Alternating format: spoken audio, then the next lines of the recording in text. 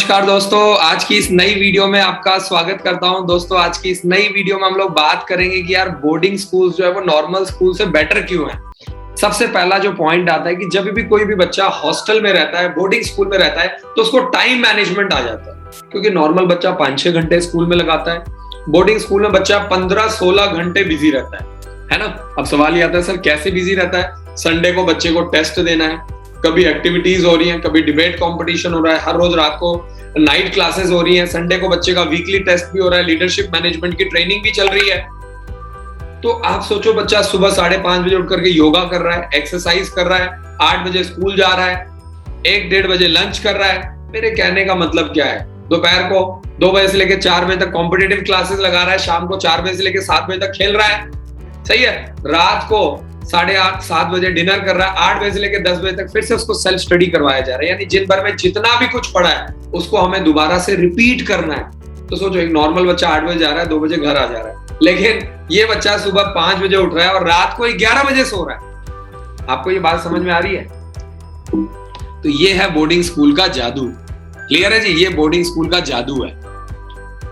आगे चलते हैं और नेक्स्ट पॉइंट पकड़ते हैं हम लोग। तो यहाँ पे सिर्फ अभी तो मैंने पढ़ाई की बात करी, ऐसे ही बच्चे को दिन भर में बहुत सारी एक्टिविटीज करनी पड़ती है। कभी बच्चा स्विमिंग कर रहा है, कभी बच्चा योगा कर रहा है, कभी बच्चा स्पोर्ट्स खेल रहा है शाम को 4 बजे से लेकर 7 बजे तक। बड़े बच्चे जो है 10th 11th 12th क्लास के, वो जिम कर रहे हैं। सोचो, तो बच्चे को बहुत कुछ करने का मौका मिल रहा है। सुबह से लेकर के शाम तक बच्चा हमारा बिजी है। इसके अलावा अगर हम लोग बात करें तो सोशल डेवलपमेंट हो रहा है। कैसे हो रहा है? पूरे ऑल ओवर इंडिया से बच्चे आ रहे हैं, अलग अलग शहरों से बच्चे हैं, अलग अलग स्टेट से बच्चा आ रहा है, अलग अलग फैमिली का बच्चा है, मिडिल क्लास फैमिली का बच्चा है, बिजनेसमैन का बच्चा है, आर्मी वाले का बच्चा है, सिविलियन का बच्चा है, किसी के फादर रेलवे में है। समझ में आ रही बात? तो क्या हो रहा है कि बच्चा अलग अलग तरह के बच्चों के साथ रह रहा है, तो सोशल डेवलपमेंट भी हो रहा है, बच्चे को ये भी चीजें सीखने को मिल रही है, तरह तरह की नॉलेज मिल रही है। दूसरा जो रीजन आता है कि बच्चे के अंदर कॉपरेशन आ जाता है।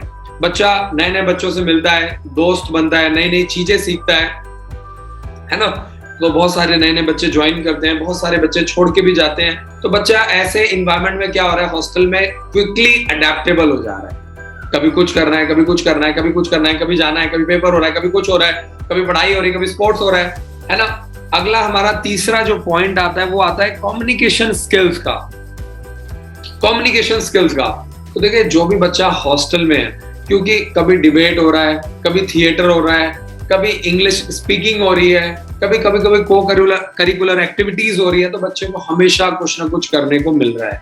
और वो चीजें करने से क्या हो रहा है, बच्चा खुलता है, बच्चे का पब्लिक स्पीकिंग अच्छा होता है। सबसे बड़ा जो कहते हैं ना, सबसे बड़ा जो डर होता है, सबसे बड़ा जो फियर है, वो फियर पता है आपको क्या है? सबसे बड़ा अगर कोई दुनिया का फियर है तो वो है पब्लिक स्पीकिंग। स्टेज पे जाना, खड़े होना, हजारों लोगों के सामने कुछ बोलना। और ये चीजें हम क्या कर रहे हैं, बचपन से ही हम बिल्ड कर रहे हैं।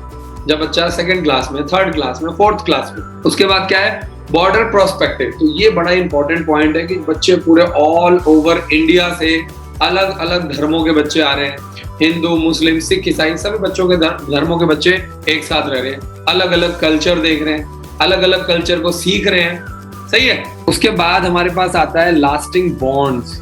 बात करते हैं मेंटल ग्रोथ की, तो मैंने आपको बता दिया कि लाइफ में जो भी छोटे छोटे चैलेंजेस आ रहे हैं, प्रॉब्लम आ रहे हैं, उनको फेस करना होता है। मैं पेरेंट्स को हमेशा बोलता हूँ कि शुरू के 10 दिन 15 दिन दिक्कत आती है ना, लेकिन फिर भी 4-5-10% पेरेंट्स ऐसे हैं जो नहीं मानते हैं, नहीं समझते हैं। इसकी मम्मी नहीं मान रही, इसके दादा नहीं मान रहे, इसकी चाची नहीं मान रही, इसके फूफा नहीं मान रहे हैं, इसकी दादी नहीं मान रही, इसके पापा नहीं मान रहे हैं, है ना। तो शुरू में छोटी छोटी चीजों बच्चों को 5 दिन 10 दिन 15 दिन प्रॉब्लम आती है, लेकिन उसके बाद क्या होता है, वो सेल्फ इनिशिएटिव लेते हैं, इंडिविजुअली बहुत ज्यादा स्ट्रांग बन जाते हैं और वो अपना सारा काम खुद करते हैं। उनको टाइम से उठना है, टाइम से खेलना है, टाइम से खाना है, टाइम से पीना है, टाइम से सोना है, उनको सब कुछ पता होता है ना।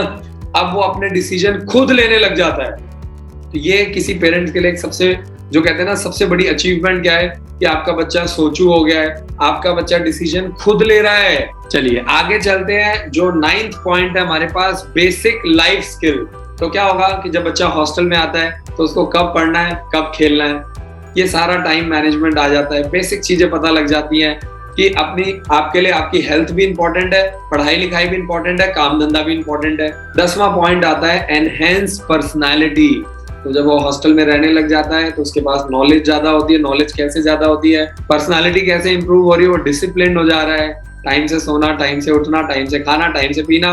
फिर उसके बाद क्या है, सारी डिस्ट्रैक्शन खत्म हो गई। टीवी में ये जो अंड बंड चीजें दिखाई जाती हैं, ये जो टीवी में गानों में गंद चल रहा है, इन सब चीजों से, इन उल्टी पुल्टी चीजों से आपका बच्चा बहुत दूर है। पूरा वीडियो देखने के लिए और लेटेस्ट एग्जाम अपडेट्स जानने के लिए डाउनलोड करें कैरियर डिफेंस स्कूल का एंड्रॉइड ऐप।